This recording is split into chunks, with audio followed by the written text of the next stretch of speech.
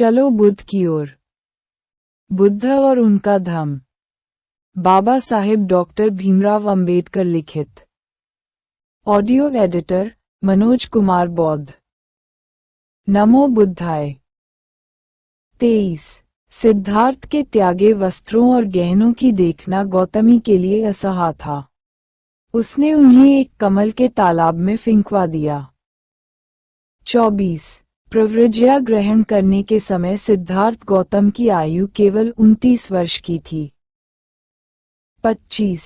लोग उसे याद करते थे और यह कहकर प्रशंसा करते थे कि यह उच्च कुलोत्पन्न है, ये श्रेष्ठ माता पिता की संतान है, ये संपन्न है, ये तारुण्य के मध्य में है, ये सुंदर शरीर और बुद्धि से युक्त है, सुख भोग में पला है और यह अपने संबंधियों से इसलिए लड़ा ताकि पृथ्वी पर शांति बनी रहे और जनता का कल्याण हो।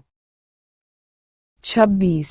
यह एक ऐसा शाक्य तरुण था जिसने बहुमत के आगे झुकने के बजाय स्वेच्छा से दंड स्वीकार किया, जिसका मतलब था ऐश्वर्य के स्थान पर दरिद्रता, सुख समृद्धि के स्थान पर भिक्षाटन, गृह निवास के स्थान पर गृह त्याग।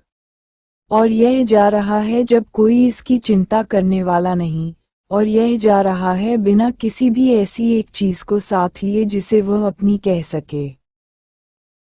27। इसका यह स्वेच्छा से किया हुआ महान त्याग है। ये बड़ी ही वीरता और साहस का कार्य है। संसार के इतिहास में इसकी उपमा नहीं। ये शाक्य मुनि अथवा शाक्य सिंह कहलाने का अधिकारी है। 28। शाक्य कुमारी कृषा गौतमी का कथन कितना सही था। सिद्धार्थ गौतम के ही संबंध में उसने कहा था, धन्य है वे माता पिता जिन्होंने ऐसे पुत्र को जन्म दिया और धन्य है वह नारी जिसका ऐसा पति है। 19। राजकुमार और उनका सेवक। 1। छन को भी कंथक के साथ वापस लौट जाना चाहिए था, लेकिन उसने वापस जाना अस्वीकार किया। उसने आग्रह किया कि कंथक को लिए वह कम से कम अनोमा नदी के तट तक अवश्य साथ चलेगा।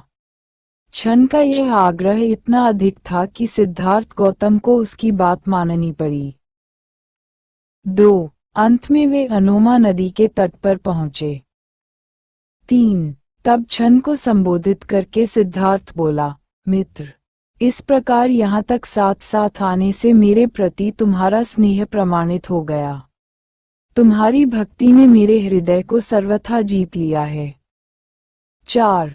तुम्हारा मेरे प्रति जो भाव है उससे मैं बहुत प्रसन्न हूँ। मुझे खेद है कि मैं इस समय ऐसी स्थिति में हूँ कि तुम्हारे लिए कुछ कर नहीं सकता।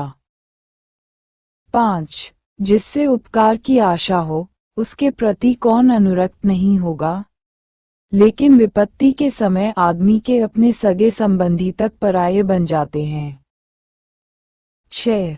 परिवार के लिए पुत्र का पालन पोषण किया जाता है, अपने भावी सुख के लिए पुत्र पिता को मानता है, किसी न किसी आशा से ही संसार के लोग बंधे रहते हैं, बिना आशा का निस्वार्थ भाव कहीं नहीं है। 7। केवल एक तुम ही इसके अपवाद हो, इस घोड़े को लो और वापस हो जाओ। 8। राजा के स्नेह में कभी किसी तरह की कमी नहीं आई होगी, उसे किसी न किसी तरह इस दुख को सह लेने में सहायता करनी होगी। 9। उसे कहना कि मैं जो उसे छोड़कर चला आया हूँ वह न किसी स्वर्ग की कामना से, न स्नेह की कमी से और न क्रोध की अधिकता से। 10। इस प्रकार घर छोड़कर चले आने पर मेरे लिए उसे अनुताप नहीं करना चाहिए। संयोग कितना भी दीर्घकालीन हो, एक न एक दिन वियोग में परिणत होता ही है। जन्म से निर्वासन।